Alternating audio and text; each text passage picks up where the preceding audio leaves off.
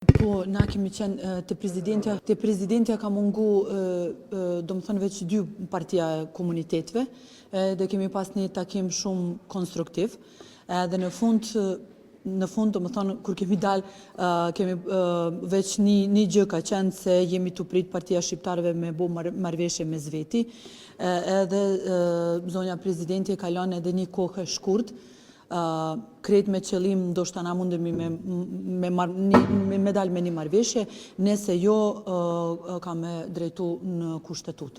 Na e dim se do më thënë përgjigje për anën e kushtetutës mund me vonu praktikisht 2 muj, edhe nëse nuk është, do më thënë, formulu decidivisht qësh mundemi me dalë për këtë krizë, mundemi me vazhdu me krizën, edhe këto është shumë keq për shtetin Kosovë. Fakti është se nuk ka vot për me dalë prej këtë krizë, prej këtë momentin, edhe në fakt jemi veç të pritë. Po shumë. Edhe, do më thënë, është interesant këtë inati politik të na, edhe prap mendoj se një anë duhet me pak me lishupe, sepse qështu jemi blokum edhe nuk mundem, asun vetë, do më thënë, me qyrë me njëre qësh mundemi me ndalë për këto.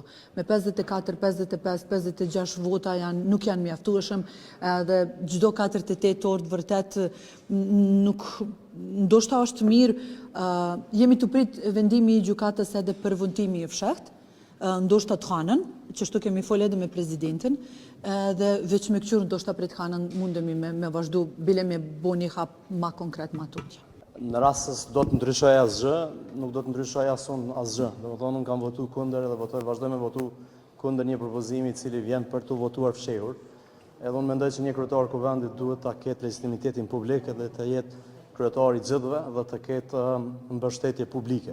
Për ndryshe, jam interesuar shumë që të filloj funksionalizimi institucional, ka marrë pjesë në takimin me presidentin, edhe po ashtu kemi bisedu dhe jemi shumë të gatshëm që me shty këtë proces përpara. Arsyeja e takimit është ditë, domethënë është ditë që me dalë nga kjo situatë. Ne kemi dalë me disa propozime, domethënë kemi diskutuar disa mundësi të cilat na dërgojnë në zgjidhje të këtij problemi. Përfundimisht është konsideruar që për momentin nuk ka një vullnet politik, sepse po të ketë vullnet politik ka zgjidhje kjo çështje, edhe normalisht është zgjidhja e fundit e cila mbetet me u dërguar në gjykatën kushtetuese dhe me u dhënë interpretimi prej atje.